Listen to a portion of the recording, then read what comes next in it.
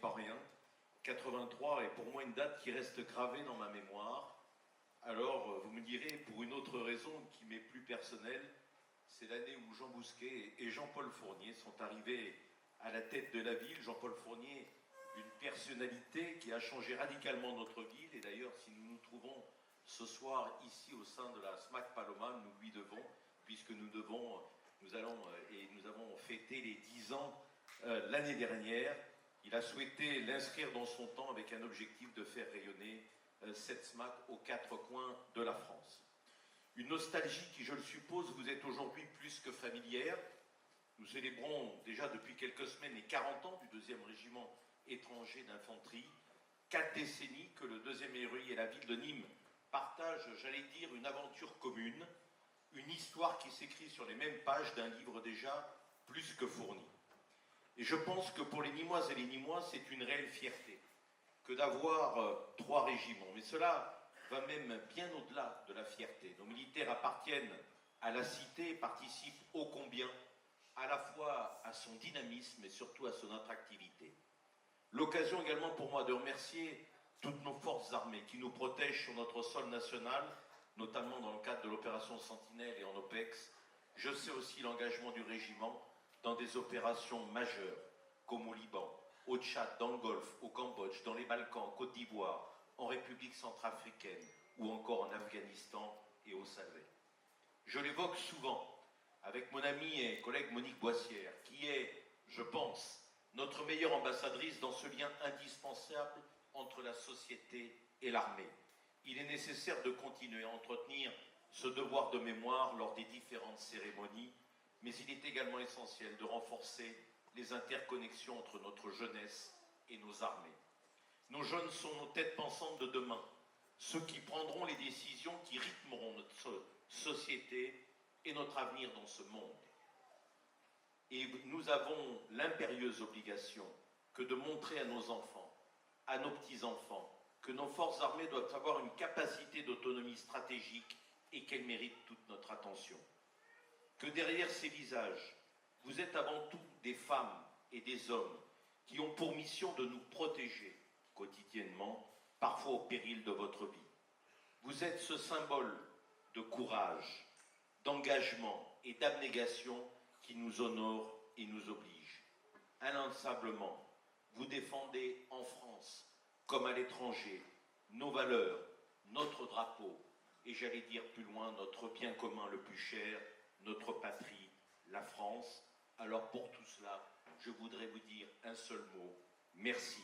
Alors à tout le régiment et en particulier à nos képis blancs, un bel et heureux anniversaire.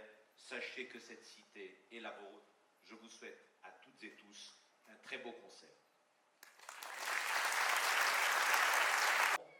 Mais qui va faire preuve de toute sa chaleur pour vous accueillir. Merci Monsieur le maire, je ne ferai pas de nouveau discours. Je l'ai fait à l'occasion de l'exposition photo que vous avez bien voulu accueillir à la mairie, où j'ai expliqué tous les liens d'amitié qui unissaient le régiment à sa ville et la ville à son régiment. Voilà, donc maintenant place à la musique, il y a notre maestro, le lieutenant-colonel Lardeux, est-il là? Mon colonel, ne vous cachez pas s'il vous plaît. Un tonnerre d'applaudissements pour le lieutenant-colonel Lardeux, s'il vous plaît.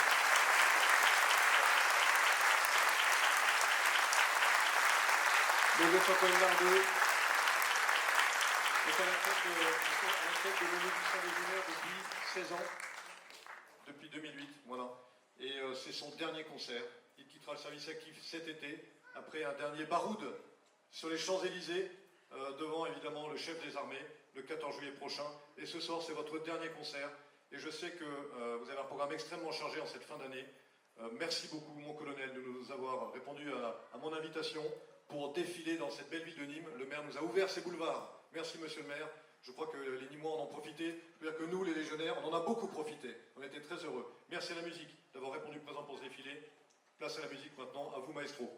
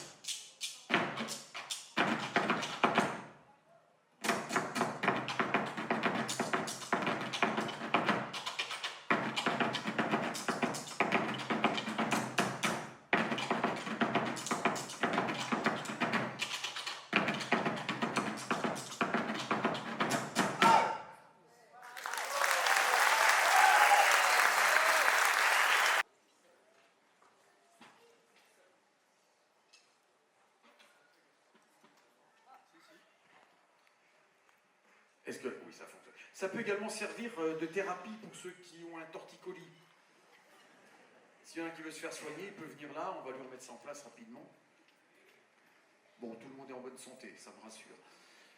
Après application de cette partie technique, bon, on intègre la spécialité, le spécialiste, dans le dispositif. Donc là, on va vous montrer une autre démonstration des tambours, avec cette fois-ci tout l'orchestre d'harmonie, sur une composition d'un compositeur, un ancien chef de musique de l'air de Paris, qui s'appelait Jacques de Vogel, dans les années 80, qui a beaucoup écrit pour les instruments d'ordonnance, clairon, trompette de cavalerie, corps naturel, tambour.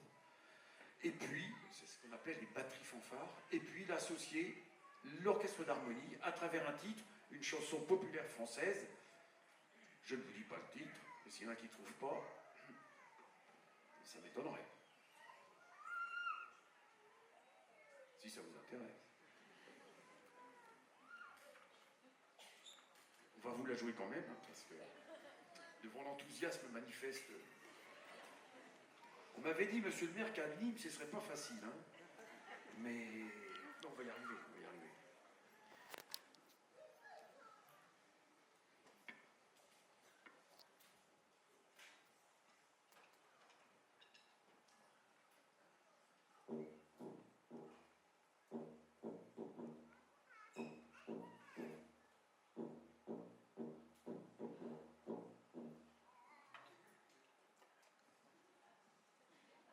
Avez-vous trouvé le... Non?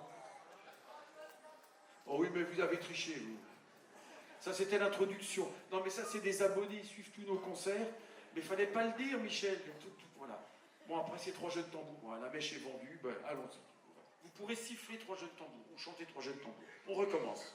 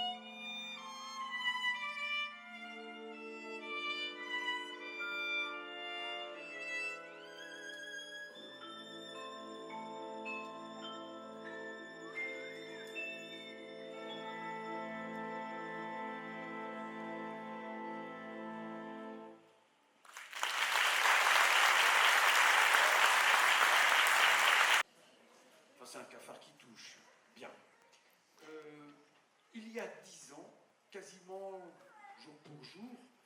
2013, c'était cette année-là le 150e anniversaire de la Légion étrangère. Et à cette occasion, nous avions enregistré un CD chez Deutsche Grammophon, rien que ça, messieurs, dames, et nous avions été disque d'or chez Deutsche Grammophon. Et merci. Donc, voici un extrait ce soir. On va vous jouer un morceau qui figurait qui était un des titres de ce merveilleux souvenir et merveilleux album qui était ce CD Héros. On va vous interpréter le pont de la rivière Kwai.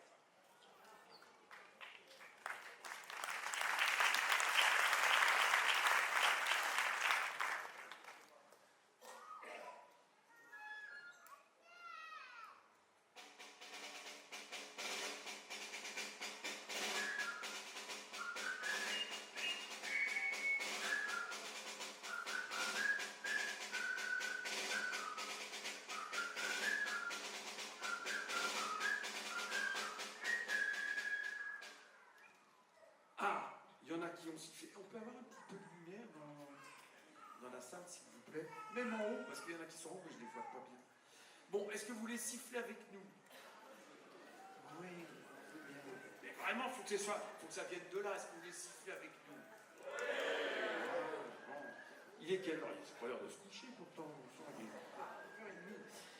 Donc, pour qu'on soit tous ensemble, parce que c'est moi le chef, hein, je vais vous faire écouter la note qui va être donnée par le piccolo. Voici. Oui. Oui? D'accord. Non, mais attendez. Les renforts sont là.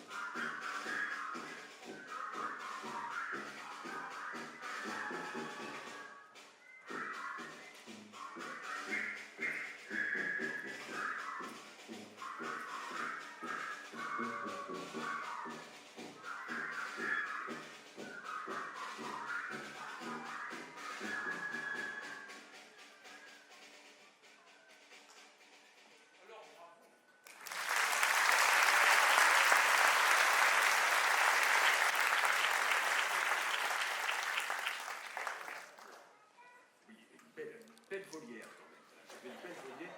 Je dois vous faire un aveu quand même. Tout le monde siffle faux, mais il y en a vraiment qui exagèrent. Bon, bref, poursuivons. On n'est pas là pour critiquer. Le parcours du légionnaire. Alors, il aime bien les grands espaces, il aime bien se projeter. Donc, on va aborder maintenant un petit peu ces grands espaces à travers des musiques western, avec Ennio Morricone. Oh, non, attendez. Ennio Morricone.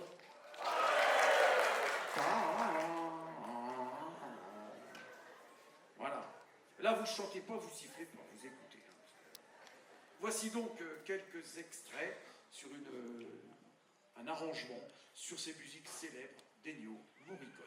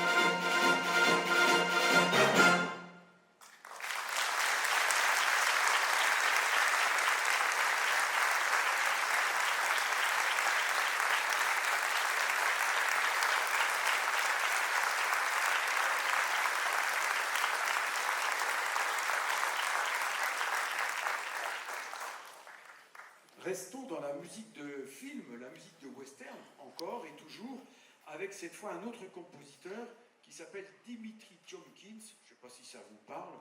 C'est celui qui a fait la musique du film Rio Bravo. Et donc,